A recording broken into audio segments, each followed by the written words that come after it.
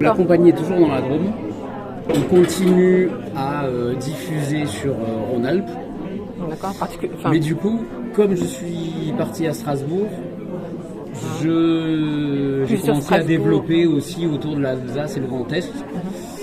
Et donc quand je descends, je fais, là j'ai cette lecture, mais je reste toute la semaine parce que j'ai des formations lecture à voix haute que je donne. Ah, d'accord. Formations, ateliers, ouais. C'est bien, donc il y a des formations pour apprendre à lire haute voix. Là par exemple, je vais faire une formation de bibliothécaire. Donc ça c'est la BDP qui me demande de faire ça, de la Drôme. Pour les enseignants, pour des profs de français notamment, pour leur apprendre qu'on peut lire autrement que la manière dont on apprend à lire. Que ce soit pour par rapport à la ponctuation surtout. Quand on apprend aux enfants surtout. Oui, à bien descendre au point, s'arrêter, la petite virgule, et puis redescendre, et du coup ça donne quelque chose qui se termine toujours comme ça, avec la voix qui descend. Voilà.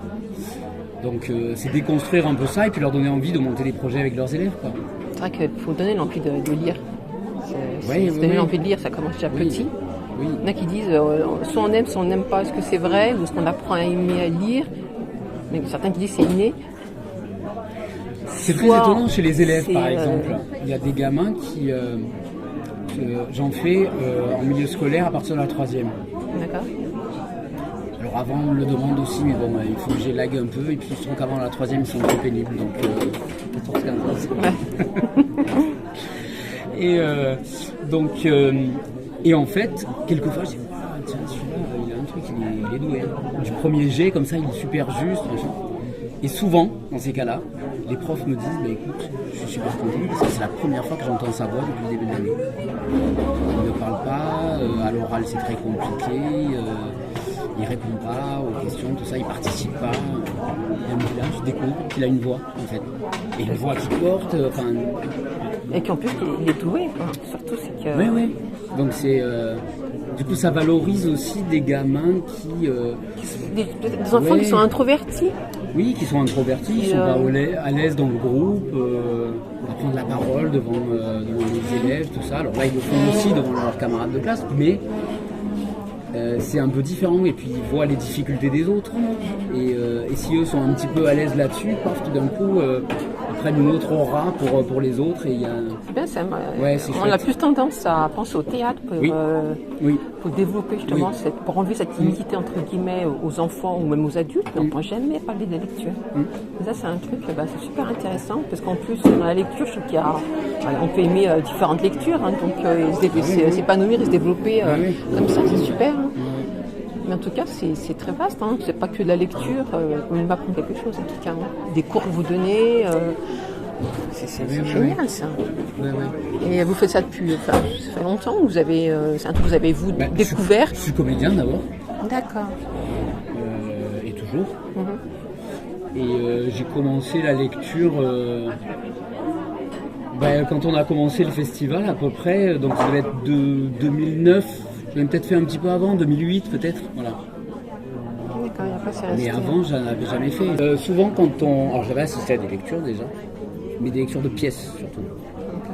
Et souvent quand on joue un spectacle dans un théâtre, une pièce de théâtre, on nous demande, il est demandé à la compagnie, au metteur en scène, de mener des actions en amont qui vont annoncer le spectacle ou faire des choses en périphérie du spectacle sur l'auteur qui va être présenté. Et donc sur une pièce que je jouais de Lagarce, de Jean-Luc Lagarce, ça vous parle, de musical, on nous avait fait faire des lectures. Alors on était allé en prison, on était allé Resto U, où on se mettait derrière la banque, merci beaucoup, derrière la banque du Resto U, là où ils se servent, et on leur lisait des extraits d'un bouquin de Lagarce. Voilà. Et j'ai trouvé ça vachement sympa. Puis le fait de le faire dans des endroits un petit peu atypique, insolites, assez atypiques. On était allé dans des marchés, on allait derrière les stands des gens et on leur lisait un truc pendant qu'ils choisissaient leur... Donc du coup les gens s'arrêtent, ils regardent. C'est pas commun de voir ça. En tout cas moi j'en ai jamais vu, des lecteurs dans un marché ou... J'en ai jamais vu. Moi je me serais arrêtée, c'est sûr, mais effectivement les gens, même s'ils sont pas forcément intéressés, mais c'est c'est incroyable, quoi. C'est pas quelque chose qu'on voit tous les jours. Même, moi, j'ai jamais vu, moi, personnellement. Mais, d'accord. Donc, ça, c'est venu comme ça. Et du coup, ça m'a vachement plu. Je me suis dit, tiens, c'est pas mal ça. Et quand j'ai créé le festival, donc dans la Drôme, en 2009, j'ai dit, tiens, on va faire les lectures. Donc voilà. Ça s'est fait petit à petit on a comme ça. commencé à en faire, et donc du coup, on s'est créé un répertoire de 25 textes différents. Dans le répertoire qu'on propose aux médiathèques, ils choisissent dedans. Est-ce que vous avez dit en plus tout à l'heure, vous avez des conseils de lecture? Oui. Ça c'est bien, donc vous donnez des conseils de lecture sur donc, différents styles d'auteurs en plus. C'est des styles d'auteurs complètement différents. Oui. Donc il y en aura pour les goûts, pour tout le monde. En fait, c'est venu du fait que, toujours pareil, dans le festival, les gens du public nous disaient, c'est un peu comme ce que je disais par rapport au Festival d'Avignon, c'est là vous avez lu un texte que j'ai adoré, mais je serais pas allé vers ce texte. Je l'aurais pas lu moi de moi-même. C'est parce que j'ai voulu venir voir ce que c'était, tout ça, et que du coup je découvre ce texte que, moi si je lis la 4e de couve, je vais pas le lire. Oui. Mais du coup, voilà, je suis contente de l'avoir entendu parce que voilà, et c'est tellement bien lu aussi. Que moi je ne mettrais pas forcément, vraiment, voilà. Et du coup, je me suis dit, tiens, ça peut être sympa d'orienter sur des textes sur lesquels on va pas forcément travailler, on va pas forcément en faire une lecture, mais des textes qu'on a beaucoup aimés, mais qu'on on ne peut pas lire tout ce qu'on aime, sinon il y en a énormément. Non, mais moi, le fait de vous avoir entendu là, faire une lecture, vos conseils, j'ai aimé votre style.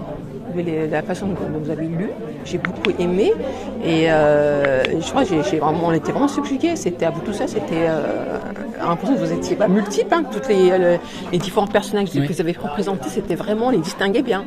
On les distinguait bien, vraiment, vraiment, vraiment. Félicitations.